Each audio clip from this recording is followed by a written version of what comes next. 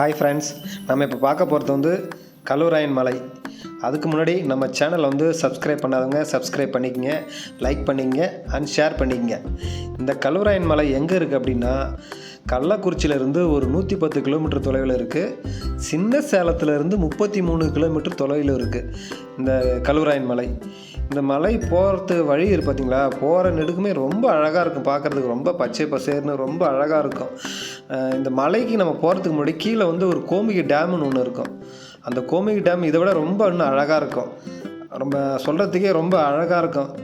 நம்ம போகிற வழியும் பாருங்கள், அந்த ஹீல்ஸ்லாம் பாருங்களேன், ரொம்ப பார்க்குறதுக்கு எவ்வளோ பச்சை பசேர்னு ரொம்ப அழகாக இருக்குது பாருங்கள். நம்ம ஃபுல்லாக நாங்கள் போகும்போது ஃபுல்லாகவே என்ஜாய் பண்ணிட்டு தான் போனோம். ரொம்ப அழகாக இருந்துச்சு.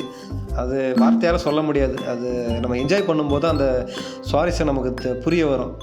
ரொம்ப அழகாக இருக்குது பார்த்திங்களா.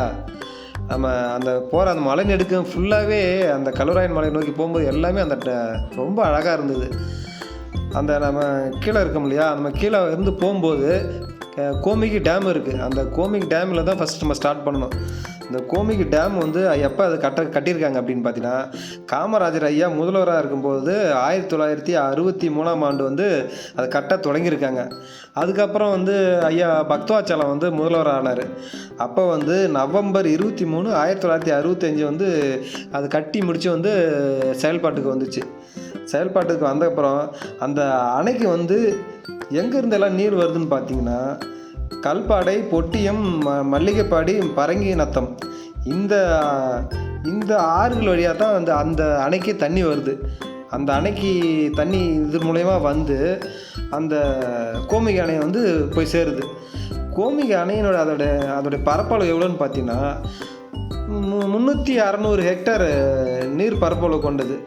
அந்த அணையோட கொள்ளளவு மீன்ஸ் அந்த பரப்பளவு வந்து 360 ஹெக்டேர் நீர் பரப்பளவு கொண்டது.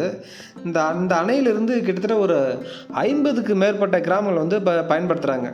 இந்த 50க்கு மேற்பட்ட கிராமங்களுக்கு வந்து பார்த்திங்கன்னா அவங்களுக்கு விளைநிலம் இருக்குங்க இல்லையா, அந்த விளைநிலம் எவ்வளோன்னு பார்த்தீங்கன்னா 2024.29 ஹெக்டேர் விளைநிலங்கள் வந்து பாசன வசதி பெறுகிறது.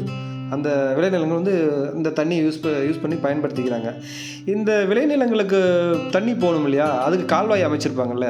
அந்த கால்வாய் எவ்வளோ தூரம் பார்த்திங்கன்னா 8919 மீட்டர் தூரம் வரையும் கால்வாய் வந்து அமைச்சிருக்காங்க.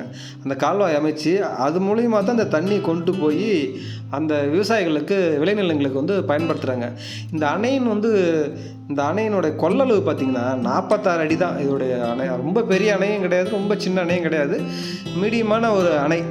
பார்க்குறதுக்கு நல்லாயிருக்கும். 46 அடி கொள்ளளவு கொண்டது. அதுக்கப்புறம் இதெல்லாமே முடிச்சுட்டு இதுக்கப்புறம் நம்ம எங்கே போனால் மேலே நோக்கி போகணும். மேலே தான் நமக்கு வந்து கல்லூராயன் மலையே இருக்குது. அங்கே தான் நிறைய நம்ம பார்க்க வேண்டியது நிறையா இருக்குது.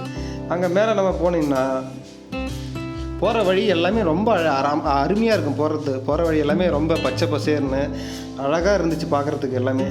அந்த கல்லூராயன் மலையை மேல் பார்த்தீங்கன்னா கிட்டத்தட்ட ஒரு 600 சதுர கிலோமீட்டர் வந்து பரப்பளவு கொண்டது அந்த கல்லூராயன் மலையுடைய பரப்பளவு.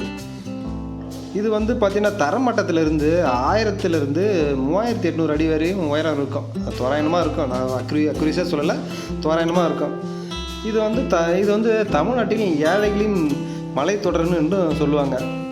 இது அந்த அளவுக்கு ரொம்ப பேர் வாங்கியது. இங்கே வந்து பார்த்திங்கன்னா நீர்வீழ்ச்சிகள், நீர்வள ஆறு நிறையா இருக்குது. பார்க்குறதுக்கு ரொம்ப அருமையாக இருக்கும். இங்கே வந்து இதில் அருவியும் நிறையா இருக்குது. இதில் என்ன அருவின்னு பார்த்திங்கன்னா பெரியார் அருவி ஒன்று இருக்குது, வெள்ளி அருவி ஒன்று இருக்குது, மேகம் அருவி ஒன்று இருக்குது. அதேமாரி இந்த அருவி எல்லாமே ரொம்ப நல்லாயிருக்கும். அப்படி குளிக்கிறதுக்கெலாம் ரொம்ப தண்ணி சூப்பராக இருக்கும். அந்த அருவி பார்க்கும்போதே ரொம்ப நமக்கு என்ன சொல்கிறது, அதை என்ஜாய் பண்ணும்போது தான் அதோடைய வழி தெரியும், நமக்கு அந்த அழகு தெரியும், உணர முடியும். ரொம்ப நல்லா இருந்தது பார்க்குறதுக்கும்.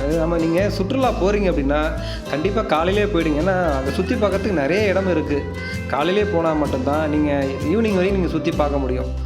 நம்ம சிம்பிளான பட்ஜெட்டில் பார்க்கணும் அப்படின்னு பார்த்தீங்கன்னா இந்த கல்லூராயன் மலை ரொம்ப நம்ம சூஸ் பண்ணிக்கலாம். ஏன்னா நமக்கு பக்கத்துலேயும் இருக்குது, ரொம்ப தூரம் போகிறதில்ல. நம்ம ஊட்டி கொடைக்கானல் போகிறத விட இங்கே நம்ம கல்லூராயன் மலை வந்து போனால் ரொம்ப என்ஜாய் பண்ணலாம். ஃப்ரெண்ட்ஸோட இல்லை ஃபேமிலியோட போகணும் அப்படின்னா நல்ல ஒரு என்ஜாயபிள் ஒரு டூரிஸ்ட் பிளேஸு இது நல்லா சூஸ் பண்ணிக்கலாம். கம்மி ரேட்டில் போகணும் அப்படின்னா கல்லூராயன் மலையை நம்ம வந்து சூஸ் பண்ணிக்கலாம். ஏன்னா நிறைய இது வந்து கிட்டத்தட்ட 1963 நல்லா கொஞ்சம் செயல்படுத்தி கொஞ்சம் நல்லா மெயின்டைன் பண்ணி வச்சுருக்காங்க. நல்லா இருக்குது பார்க்குறதுக்கு. பார்க்க விருப்பம் இருக்கிறவங்க இந்த கம்மியான பட்ஜெட்டுக்கு வந்து இதை சூஸ் பண்ணி பார்க்க போகலாம். ரொம்ப அழகாக இருக்கும். அங்கே பாருங்கள், அருவிலாம் பாருங்களேன். சும்மா தண்ணி கொட்டுற அழகெல்லாம் பார்த்திங்கன்னா ரொம்ப அழகாக அருமையாக இருக்கும். அந்த பெரியார் அருவி பாருங்கள், அந்த மேகம் அருவி பாருங்கள், வெள்ளி அருவிலாம் பாருங்களேன், ரொம்ப அருமையாக இருக்கும். நீங்கள் கொடைக்கானல், ஊட்டி போய் பார்க்குறத விட இங்கே ரொம்ப நேச்சுரலாகவும் இருக்கும். ரொம்ப செயற்கைத்தனம் இல்லாமல் ரொம்ப இயற்கையாகவே இருக்கும். நம்ம அவ்வளோ தூரம் பார்க்குறத விட கீழே நம்ம பக்கத்துலேயே போய் பார்க்கலாம். நம்ம சேனலை பார்த்ததற்கு ரொம்ப நன்றி.